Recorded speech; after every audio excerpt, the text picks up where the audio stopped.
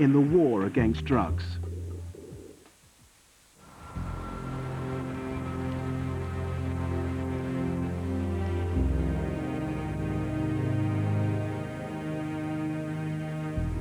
I see a syringe on the floor back there. There's something lying on the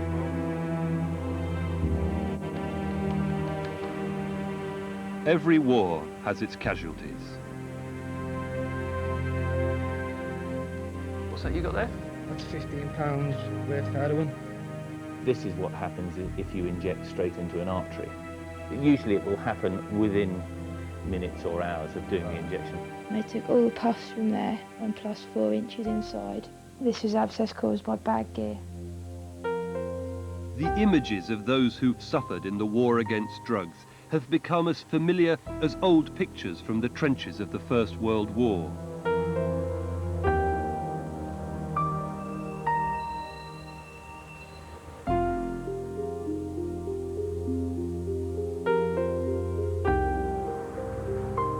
Of course, it's often been said that the first casualty of war is the truth. And in the war against drugs, we lost touch with the truth a long time ago. Surrender to the drugs menace. We couldn't do that, we shouldn't do that, and we won't do that. For years, British politicians have been courting the law and order vote by promising to get rid of the drugs problem. The idea we are now considering is to create a register of hard drug dealers. The police must be informed of all changes of address. It is a new weapon in the battle against the dealer. Last year, Britain spent £1.7 billion on the prohibition of drugs. It's become a world war. Every developed country has been dragged into it. There's no sign of any of them winning, but the hidden truth is even worse than that. I want Britain to be the hardest place on earth to deal in hard drugs.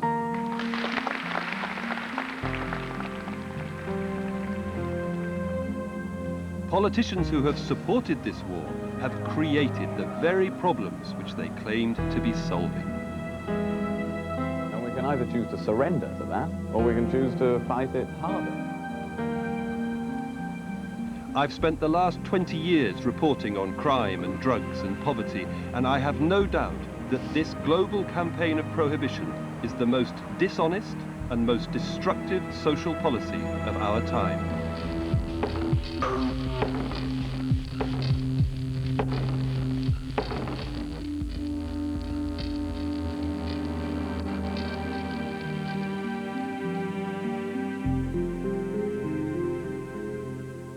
I don't think it's had any side effects that have been disadvantageous to me anyway.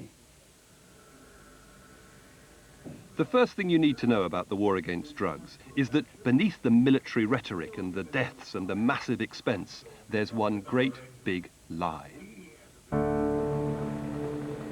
You can talk to just about anybody you like, politician or ordinary member of the public, and they'll tell you that we have to ban some drugs for the very good reason that they're poisonous. They ruin the minds and bodies of their users, kill them often.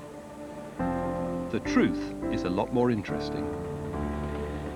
Take opiates, for example, like heroin and morphine, which are different versions of the same drug.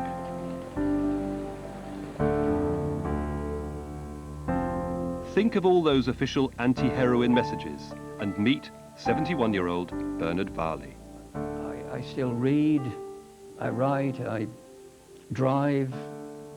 I'm very active when I can get away on holiday. My interest is archaeology, so I read up about it and I spend hours on a site. So my mental capacity, as far as I'm aware, is not affected in any way. Through the Marie Curie Hospice in North London, Bernard Varley started taking morphine 5 years ago to control the pain of his bone cancer. Morphine is an opiate, exactly the same in its effects as heroin, which doctors refer to as diamorphine. Bernard takes up to 400 milligrams of morphine a day, a considerable quantity for any drug user. Yet if you believe what the politicians tell us, Bernard Varley should be a wreck, some kind of walking zombie. The difference between Bernard Varley's experience and the familiar image of the heroin-crazed junkie lies right at the heart of the big lie. Heroin has a big drawback. It can be highly addictive, and it's a very bad idea to start using it. But the truth is that pure opiates, properly prescribed and monitored, do not damage the minds or bodies of their users. But all these different opiates, morphine, diamorphine, and the various little subgroups, they're essentially the same, are they, in terms of their effect? Well, morphine and diamorphine are very similar, yes. Diamorphine gets metabolized in the body very quickly to morphine and then works in exactly the same way. I think people who are used to it now feel that morphine is a very flexible, easy drug to use, which is, provided one uses it appropriately, a very safe drug to use. Not unusually dangerous. Not unusually dangerous, no. In a 25-year career as a cancer doctor, Teresa Tate has prescribed morphine and heroin for hundreds of patients. The most common side effect, which happens in almost everybody, is constipation. Almost everybody gets constipated with morphine, but with all other strong painkillers as well. And probably about 1/2 of people may feel sick or actually be sick when they start taking morphine, and one can manage that. That side effect will only last for a few days usually, and patients will feel fine again afterwards. And those are really the two most common side effects.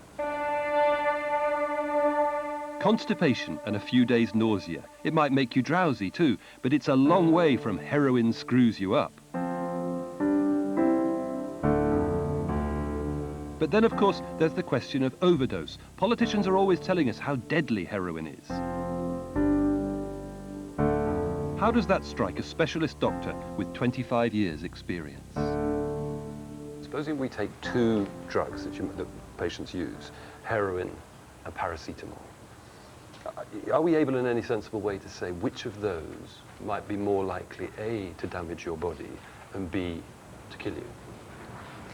Well, I think that most doctors would tell you that paracetamol is actually quite a dangerous drug when used in overdose. It has a fixed upper limit for its total dose in 24 hours, and if you exceed that, perhaps doubling it, you can certainly put yourself at great risk of liver failure and of death.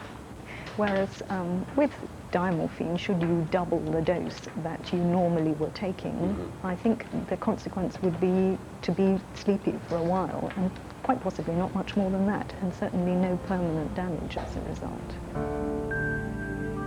This sounds unbelievable, that you can take pure heroin without being damaged, that it's less likely to kill you than a drug we sell over the counter without a prescription, and yet scientific opinion is unanimous.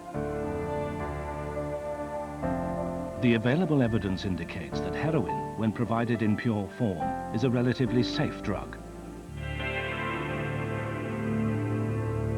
When heroin-dependent persons have been provided with daily maintenance doses under medical supervision, marked physiological deterioration or significant psychological impairment has not been observed.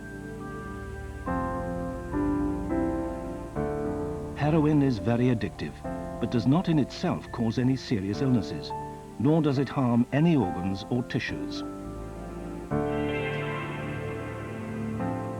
And the more you look, the more bizarre the truth becomes. Compare pure heroin to sugar, for example.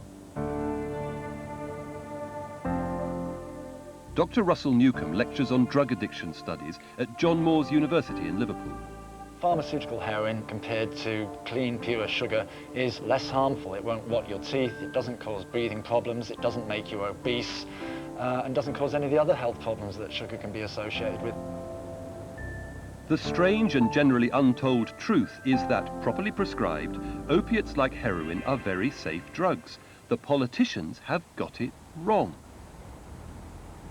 For years in this country, the prime users of opiates were people who had become addicted after operations, like the soldiers who'd been given shots of morphine for their pain in field hospitals in the First World War.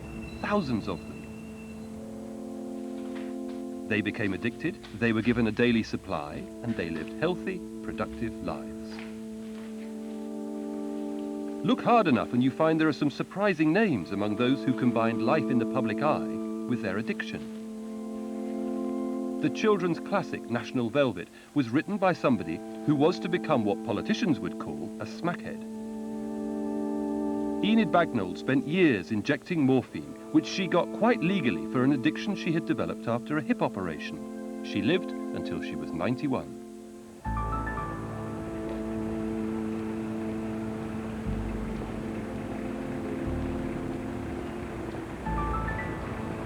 Clyde Froggit was the health advisor to a sequence of Tory health secretaries. He was also a heroin addict.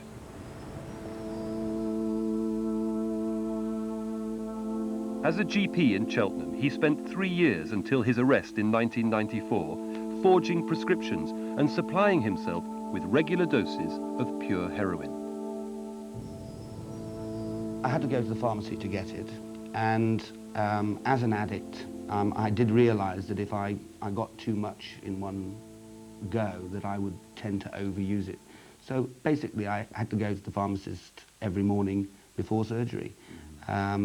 I would inject between 4 and 8 times a day, according to what I was doing. And so far as actually the injections were concerned, I really didn't have any more difficulty than a diabetic on insulin. And during the time when you were using, before your arrest, you were advising the government on health policy? Yes. So did that mean that you were going in for meetings with important people in Whitehall, ministers and so on? Yes, yes. And did they ever detect anything in your behaviour or suspect? No, not at all. I mean, one of my tennis partners was the consultant in charge of addiction locally. He didn't. Mm-hmm. He didn't know, so, you know, nobody knew. The big truth about the real danger of illicit drugs is concealed beneath all the rhetoric of the war. The epidemic of miserable deaths and ghastly side effects is not the result of the drug itself, but of the black market on which heroin is sold. Dirty drugs with all kinds of horrible impurities, dirty needles carrying lethal infections, accidental overdoses from deals of unknown strength. Prohibition creates the very dangers it pretends to be removing.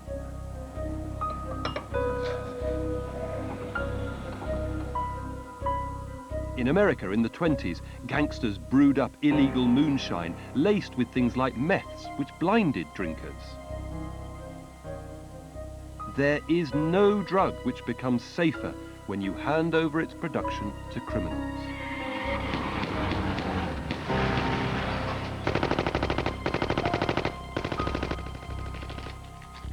Once you struggle free of the big lie, the whole idea of prohibition becomes an absurdity.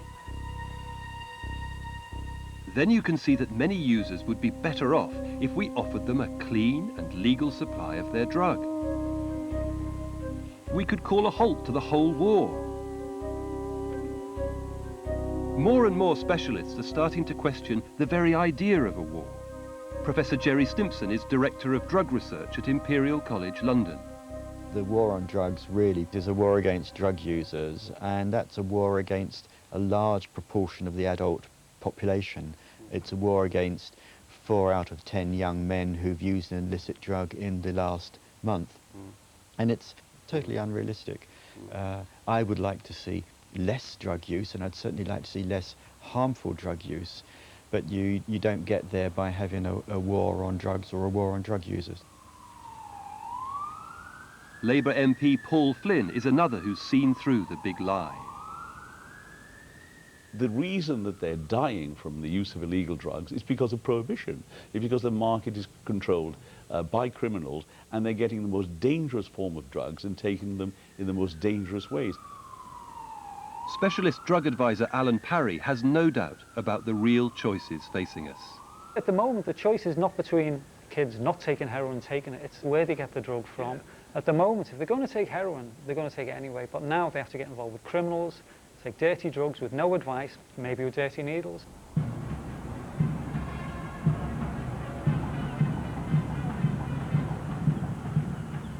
I came to Brighton as they remembered the casualties of war, men who often died wretched and lonely deaths. Brighton now has the highest rate of illicit drugs death in the country. Left, right, Peter Company! Halt! With a march!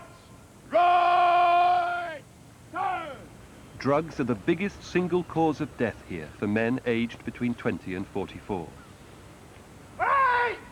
And cut! Peace! You may think you know what has been killing these young people. But look again. Remember Enid Bagnold and Clyde Froggit, and look again. In the doorway of an old dole office in the middle of Brighton, I talked to Brian Henderson, a heroin addict for years. I used to work at the Royal Mail. I used to work in the main sorting office in Glasgow, worked shift work, met a girl, had a mortgage, settled down, sort of thing. And next thing I met someone that I went to school with in the pub one night. I hadn't seen for about 13, 14 years. He's like, do you want to come back to my flat for a smoke? So I went as in a joint. Come back to his flat, and the foil was out, smoking heroin. That first night of heroin smoking set Brian Henderson off on a steep downward path. Just as Enid Bagnold might be a classic heroin user for her generation, so Brian Henderson is typical of his. There was no legal daily supply for him, and so his stable life fell apart. Started taking Mondays off, then it was Tuesdays off. Everything, I lost everything. My dad's a taxi driver, but also he had cash every day that started stealing his money. Pawned mum and dad's jewellery, pawned the video, pawned the television. When his best friend died, Brian ran away to Brighton and found himself homeless. He slept in doorways, begged for a living, stole sometimes. But much worse was to follow. Because he was not allowed to get clean heroin with clean needles, Brian started to suffer horrific illnesses. That leg, the right leg, injected at my groin constantly. And one day it started to come up in a small lump. Then the next thing it was the size of a golf ball. And the pain was like somebody got me a red hot poker. In your groin? In your groin. Brian was rushed into hospital. The main artery in his leg had blown out into a huge swelling, horribly infected by countless injections with dirty needles. Brian came in with a huge infected aneurysm in his groin. That means the femoral artery in the groin, instead of being perhaps that size, was that size. The whole thing had been destroyed by a process of infection and necrosis. They operated on Friday. I came round on Sunday, and they explained to me what had actually went on, and they told me to look at my leg. What did you see? And it was just a big hole that you could fitted an orange into. It was disgusting. And they said to me how close I was to losing my leg. So you had the hole the size of an orange in your leg. They've told you that they've nearly amputated it, but maybe they've saved it. But the fact is that after that, you carried on shooting gear? You to the same leg? The other leg. Okay. I moved to the other side. It's not just dirty needles which wreak havoc. There's an even nastier story in the stuff which dealers mix with heroin. With a local phone call, I was about to get the recipe.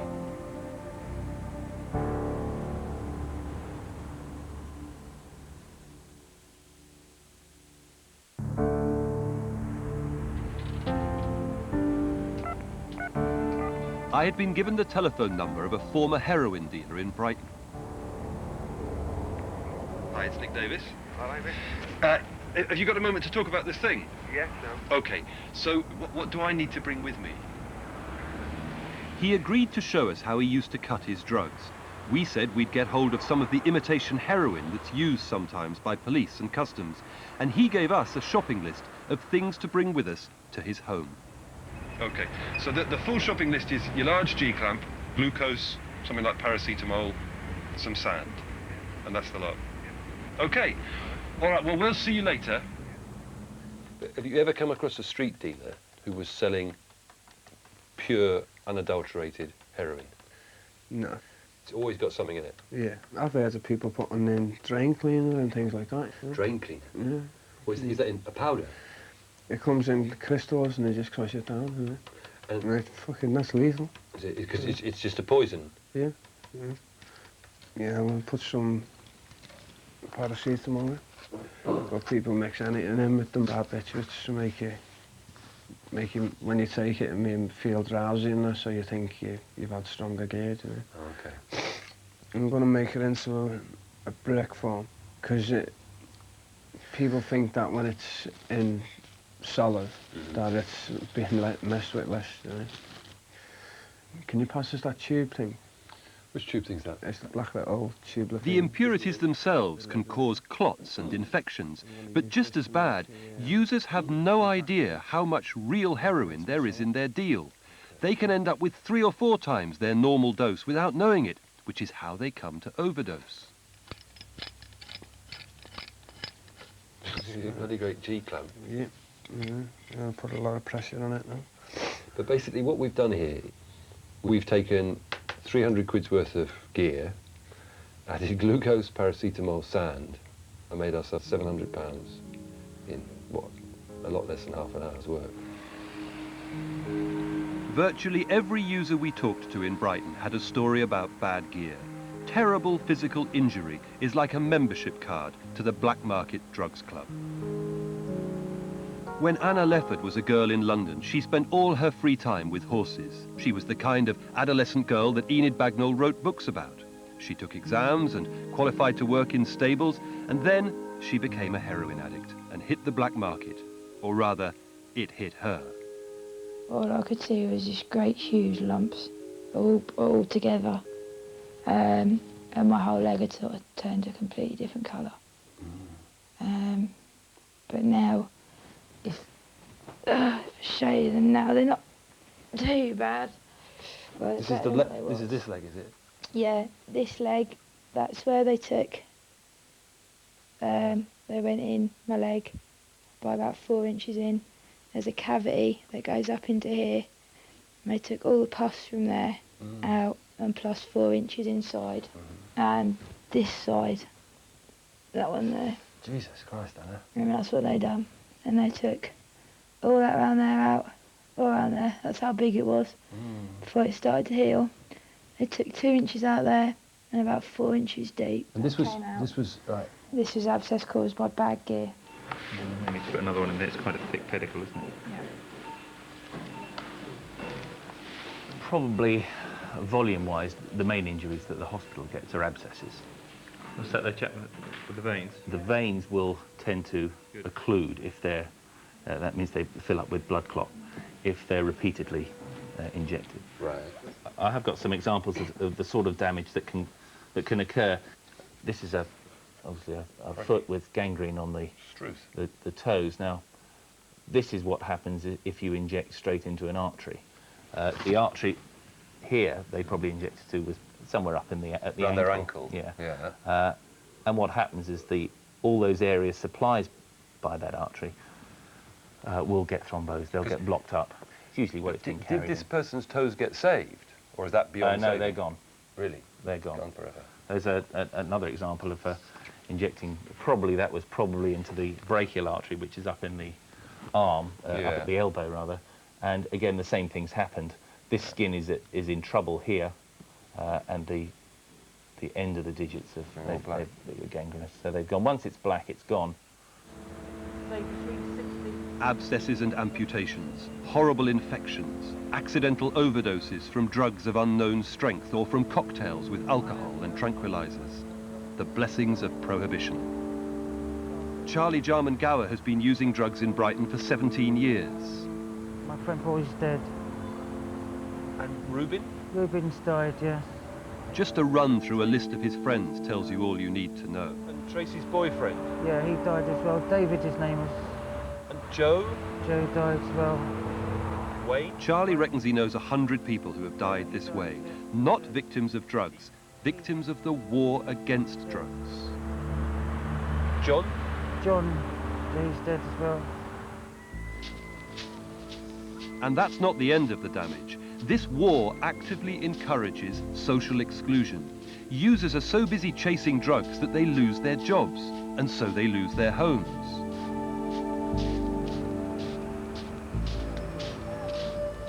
They don't buy food, their health deteriorates. they become even more excluded by starting to steal in search of money for the black market dealers. And so they not only hurt themselves, but the whole community around them.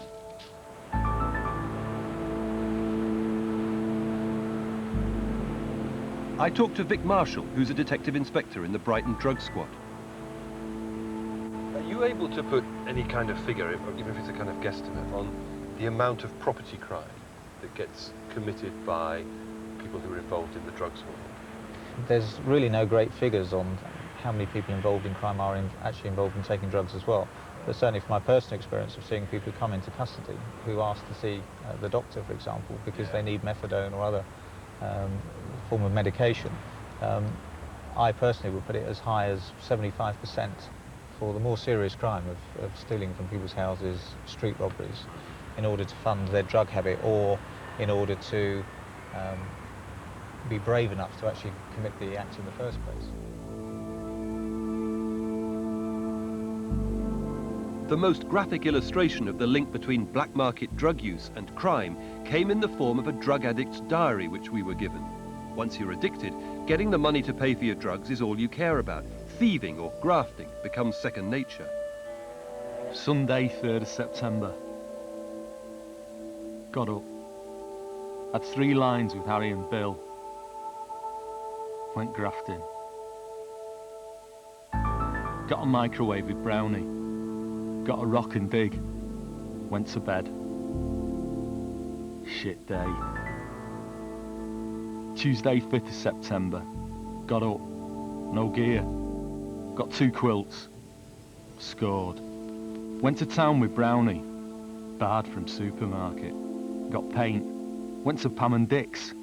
Sold it. Got tools from DIY store. Sold them. Got rocks. Mad night. Monday, 11th of September. Living at Cath's. Signed on. Went to supermarket. Got toys. Went to DIY shop. Got tools. Sold toys and tools to Pam. Score. Went home. Dead.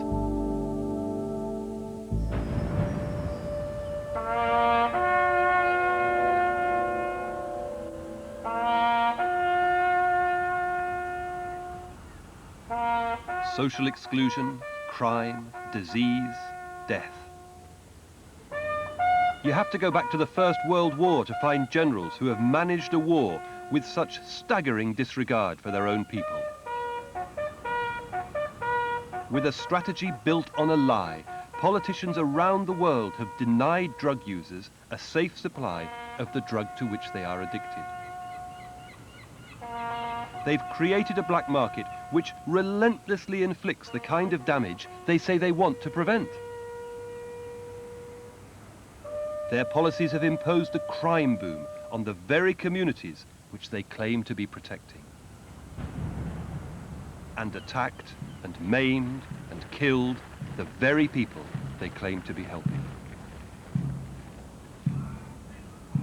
But what if our leaders called an amnesty? What if they called a halt to this futile cycle of physical damage and crime and social exclusion?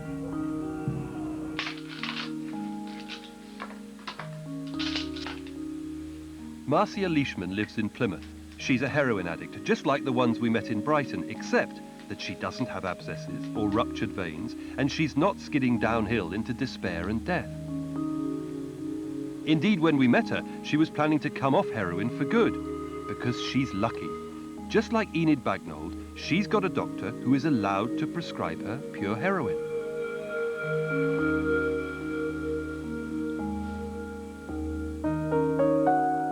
Dr. Anne Reed is a psychiatrist who specialises in dealing with drug addiction. She's one of the very few doctors in this country who prescribes diamorphine, heroin, to users under a special Home Office licence. We've reduced it very gradually, with a couple of admissions for the bigger reductions. And all you've been taking is the diamorphine. Is the diamorphine, yeah. Whereas before you were on loads of Valium and temazepam as well. Methadone. And I stopped all that, remember? Yes. Refused it. It's not only the diamorphine, it's also the counselling and support that you've had and you being prepared to work through. Yeah. Help myself. I think that's why I don't get a lot of visitors, because they're upstairs. Quiet life. Yeah. You're right. Yeah, I'll just put these lights on. Not all of Dr. Reed's addicted patients are given heroin, but when it was decided that Marcia was a suitable case, Dr. Reed established exactly the right dose for her. Cup of coffee. Coffee would be good. Yeah? Thank you. Would you like... And as with all her patients, Marcia is subject to random urine checks to make sure she's not using illicit drugs. Having been stabilised and brought out of the black market with all its dangers, Marcia has received psychiatric help to deal with the problems which pushed her into drugs in the first place. Street drug use is a full-time job. Yeah. You know. Whereas being on a prescription, you collect your prescription from the chemist in the morning, you have the rest of the day free. And for people who've been full-time in illicit drug use for years, that leaves them with a huge amount of time suddenly on their hands, which they can use to work with their children, to look after their children better, to look at work, to look at returning to education, to focus on their relationships, to stabilise their accommodation, to get rid of their rent arrears, things like that. None of Anne Reed's patients has died or been made ill by her prescriptions. Indeed, research presented to the Royal College of Psychiatrists shows that her patients are better at avoiding trouble and are more healthy and socially stable. What I feel encouraged by is that they very definitely commit less crime. They also feel physically and psychologically better and find that they can go about their normal lives more easily. Marcia Leishman spent 10 years as a black market heroin addict, selling drugs to fund her £500 a day habit, and then finally selling herself. For 2 years now, Marcia has had a prescription from Anne Reed for heroin. Freed from the black market, she no longer needs to sell her body, and she's cut down her use of the drug to the point where she's ready to stop. If it wasn't for Anne, I don't know what I'd have done. Where do you think you'd be now? I think I'd be dead. Really, yeah. I've never got to... Sorry. You're all right. But there was times, you know, I've called Anne everything under the sun, you know. But if it wasn't for Anne Reed, I wouldn't be here just now. I'd be dead. Yeah. I mean, this is the... Given the rhetoric of the government's war against drugs, you might expect DC Mike Bradley of the Plymouth Police to take a dim view of Dr. Anne Reed's work. Are you a happier or an unhappier man, knowing that Anne Reed is there doing what she does? I'm certainly happy, because if she wasn't there, then I can certainly see that the people who aren't getting treatment would have to turn to some sort of crime to fund their addiction. I mean, there's a lot of research that's been completed that shows that people who are in treatment, it doesn't mean to say that those people will stop committing crime, but I think what it does mean is that certainly their crime will be reduced greatly. Okay. So for every person that's on a treatment programme, there's going to be a reduction in crime. While Anne Reed was taking addicts out of a life of crime, local police launched other initiatives to get more of them into treatment. And the politicians ought to be very interested in what happened to domestic burglaries in Plymouth. With just over 4,000 in 94 and 95, last year we're down to 1,880. I mean, that is a dramatic fall. Yes, it is. 3 decades ago, every heroin addict in the country could get a clean legal supply, just like Marcia Leishman. There was only a tiny black market and nothing like the epidemic of illness and crime from which we now suffer. Then in 1968, the rules changed after a scandal blew up about a handful of doctors who supplied drugs for cash. A restrictive licensing system replaced doctors' freedom to prescribe heroin. It choked off most of the legal supply to addicts, and ever since then, the black market has been booming. Back then, there were fewer than 500 heroin addicts, poets and musicians, and some of the Chinese community in Soho. Now, the Home Office says there are between 300,000 and 500,000 addicts in this country. And do you know how many of them have access to clean, legal heroin? About 450 of them.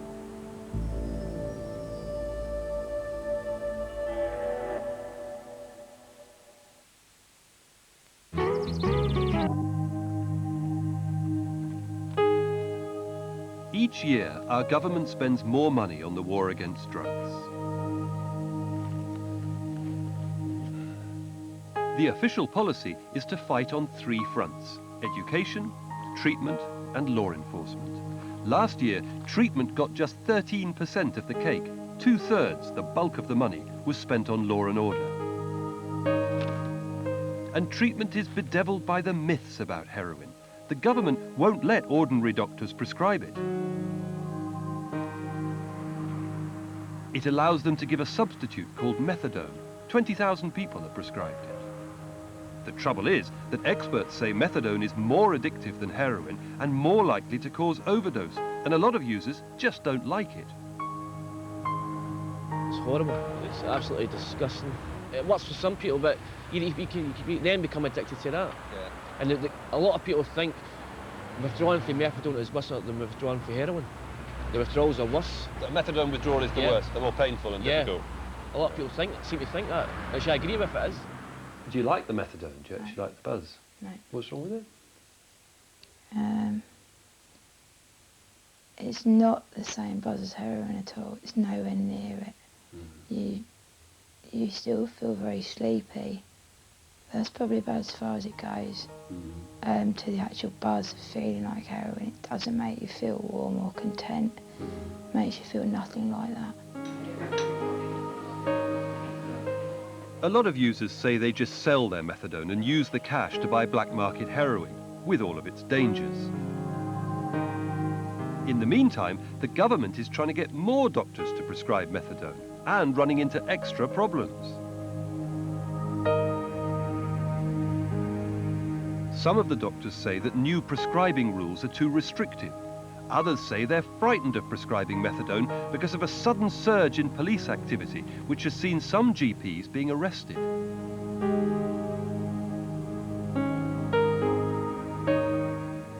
Yes, we need more GPs working in the field, but it's rather like 2 bits of, government pulling in different direction. I mean, GPs, for the most part, have to be you have to do a lot of work to encourage GPs to work in the field. If they get frightened of courts, frightened of police, or restrictions on their clinical, their range of clinical freedom, it's going to be very difficult to keep them on side. In theory, doctors can supply heroin if they get a license. But government rules say that only specialists should have this power, which cuts most GPs out. Only 120 doctors are actually licensed to prescribe heroin, and they are officially discouraged from using the license.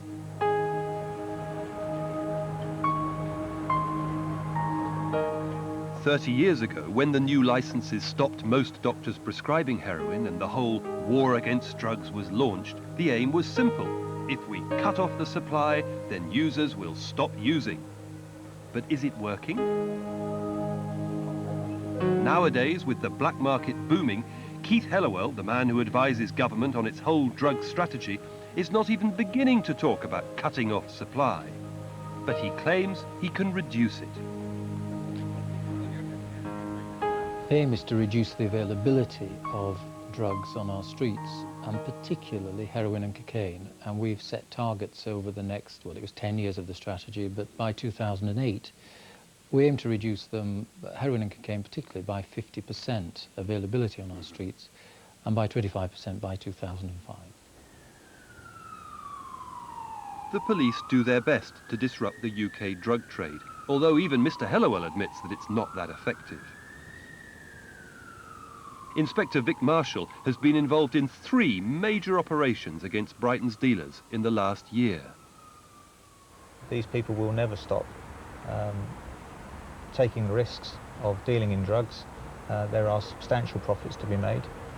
What we're trying to do is obviously take out the main dealers in order to try and disrupt that supply chain. But it's like you're winning battles, but you can't win the war. Is that fair? I don't think anybody will ever say that we will ever win the war against drugs. The drugs will always keep coming in. It doesn't matter how many operations we do, there will always be another gang which will take their place, and those are the next people that we have to target.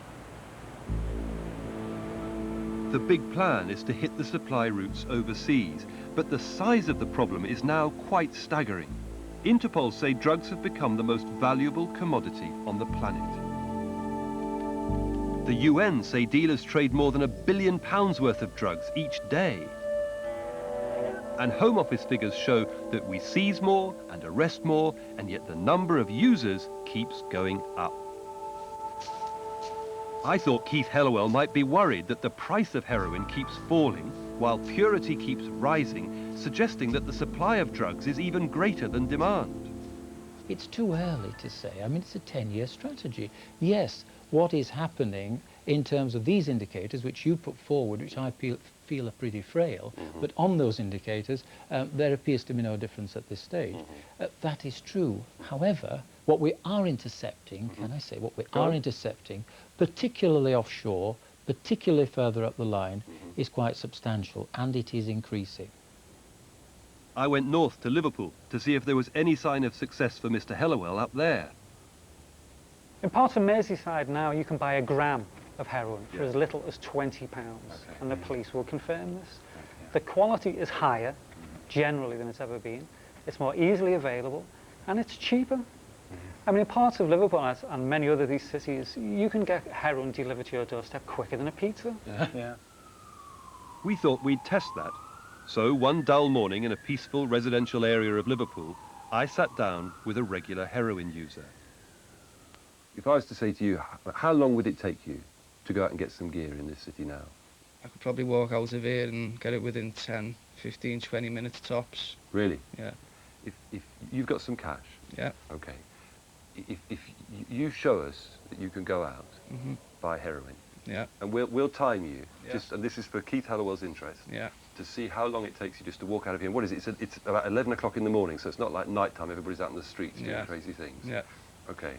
If you set off just about now. Right. Okay, go for it.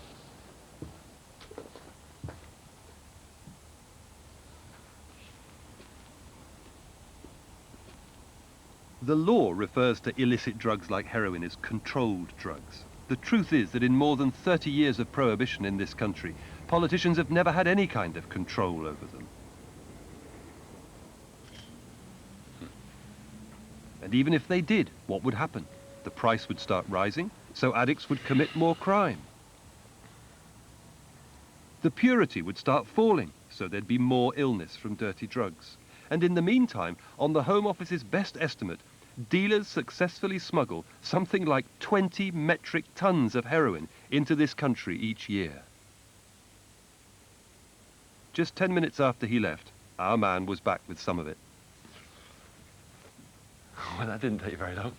No. I reckon you left here at 9 minutes and 20 seconds past 11. Yeah. And the doorbell went at 19 minutes and 20 seconds. Yeah. Right, so that's taken you exactly 10 minutes. Exactly. Yeah, so what do you got? What's that you got there? That's £15 worth of heroin. Okay, that you just got. So, roughly speaking, what have you just done? Walked to the bottom of the road, rang someone up from a phone box. Yeah. They came out and met me, because what they do is they drive around the area where there's a lot of people buying, come out and meet you in the car. It's like a mobile supermarket? Yeah. Okay, 10 minutes. It's that easy. Yeah. How long does it take you to get a pizza delivered around here? Probably double that, treble that. If it's the weekends, up to an hour. Yeah. We took the black market heroin off him and disposed of it. I have spoken to 4 chief constables who say the war is hopelessly lost and it's time to make clean heroin available to those who need it. But the politics of the war against drugs mean that they won't speak publicly.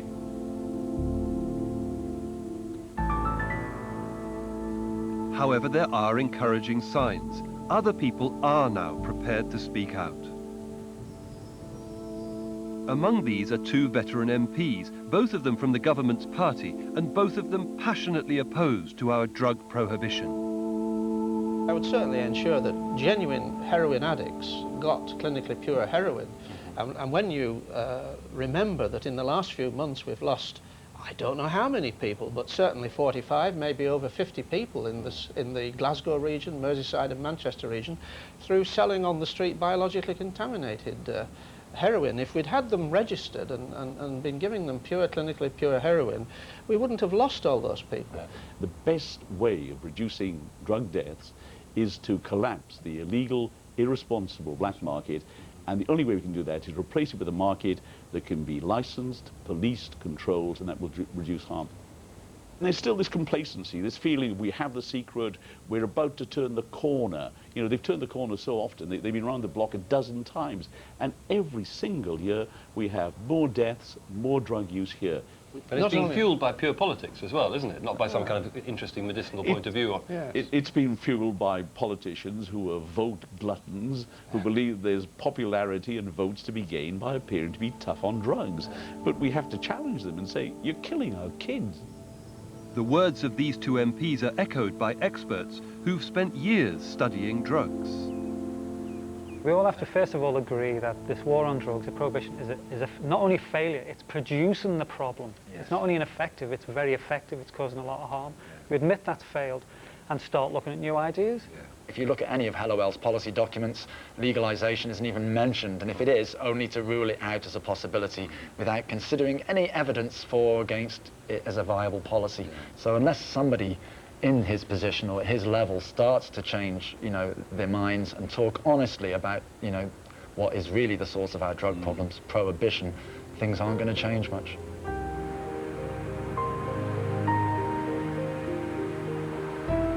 It's often said that if we legalise drugs, more people will use them. But it's clear that anybody who wants drugs can already get them with great ease.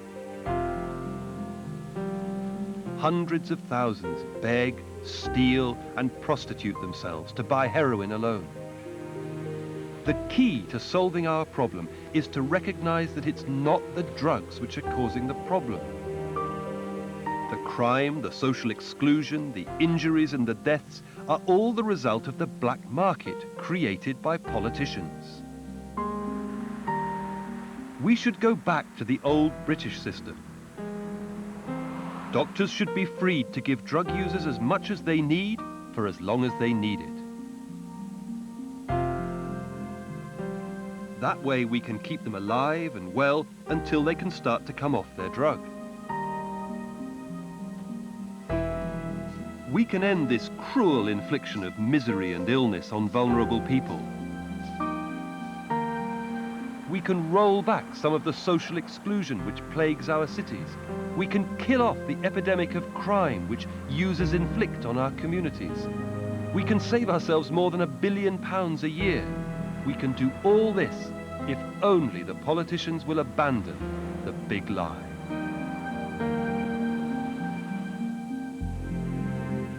Two programmes from 4's Drugs Laws Don't Work season tomorrow night. The use of cannabis at 11:05, followed by an examination of the increase in the use of cocktail drugs by young people at 11:35. It's Big Brother next. Who do you think is the most disliked?